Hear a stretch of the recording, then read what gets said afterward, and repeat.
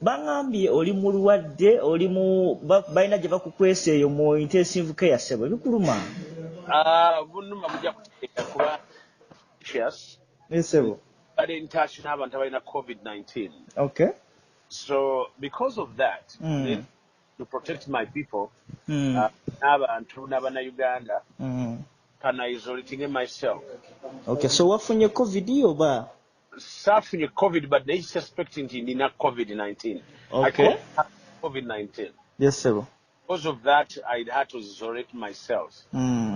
Abantu abanetolodde, tell my staff, kola nange, kwano jange ne family. Yes, sir. Kati nengenda ayikwa isolation. Yes, sir. Ngende ku bizinga. Oli ku bizinga kati gye wekukumye eyo. Kyesigenda kwogerako. Yes, sir. Ndi mu isolation. Okay, sir. Naye nga ndi okay. There are less people, of course, omanyidde abantu. Siraba abantu. Yes, sir. Nanye bange okubitiye sibalaba. Naye nga nkubiriza abantu nti kamaski kateekeko. Kamaski bakateekeko, sir. It is very, very possible for you to have COVID-19. Wadde Katonda, wadde manyi okusaba. Byonna. Naye kiri possible na COVID-19. Twategeerako nti baakukwata. Ne bakutwala mu kaduukulu n'obeerayo okumala ebbanga. Nasubayo lunaku lumu. Ensonga zino kiki ekyaliwo kyennyini? Ekyaliwo waliwo ebyali binjetekeddwako. Nakolegana ne mukulu Siraaji.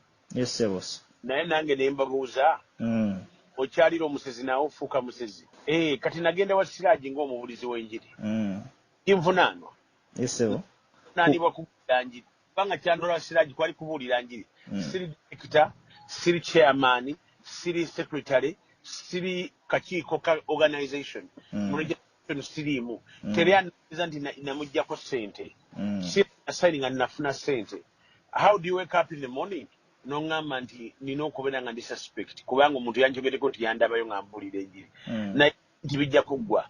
Era Faarina Kalema akoze bulungi nnyo okunoonyereza so deeply okusobola okumakinga sure nti amazima gavaayo. Naye nze nkimanyi.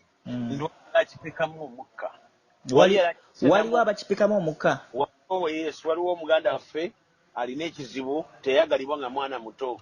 Kaakati akuze. Ani oyo gw'olowooza? Kati akulaba ku BTM. Okakasa? Birabiraba kati ne ku binono naye nagenda biraba. Ali mu basumba bano oba ali eno mu politics? Kati awo alina akabalaata wakati mu kkubo mu mutwe.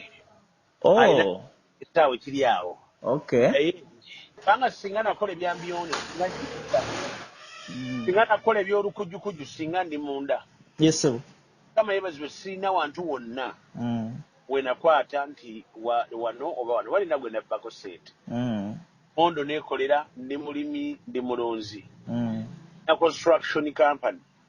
Esente zange nzikola mu bintu by'obusuubuzi.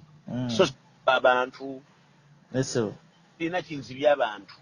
Waliwo kigambibwa nti ezimu ku nsonga eziyinza obbanga zaakukwasa oba ezaakuleetera obuzibu kubanga wayaniriza Kyagulanyi Ssentamu ku katuuti we Pastor Yiga. Ensonga zino ziri zitya? Kubanga nina abasajja badde ne baŋŋamba nti neegaane Kyagulanyi nga mbe simumanyi ntandike mukube ssaawa nga 9 gwa kireeyo. Naye ne sigenda kola bintu kunkozesa nsonga yakubiri kubanga mwagala okuba nga mundiisengo. N'ebirala bingi abantu balokuzinze naye kyagala ng'omu naye Kyagulanyi we mwagala kwegamba that's my point. Ekyokugenda kukyawa obulamu tebugenda kuba mu February. Obulamu tebugenda kuba mu February, obulamu bugenda kweyongerayo. Ne tumala okulonda tugenda kuba bannayuganda. Uganda yali for us. So to me that is the point. Ekyokusatu nti abannayuganda mbakubiriza ddala abavubuka timwana temukuba bipiira mbeegayi abaana bali luzira abaana bali eyo abamu tebasobola na kubeeyimirirako abalala baateekawo omubiri naye kakati ebyomubiri byaweddewo baakoye temukola fujjo temukuba abantu ba movement mbeegayiridde. Tukumanyi ng'omuntu atuukire omukulembeze w'eggwanga. Mundeke bannange, mundeke.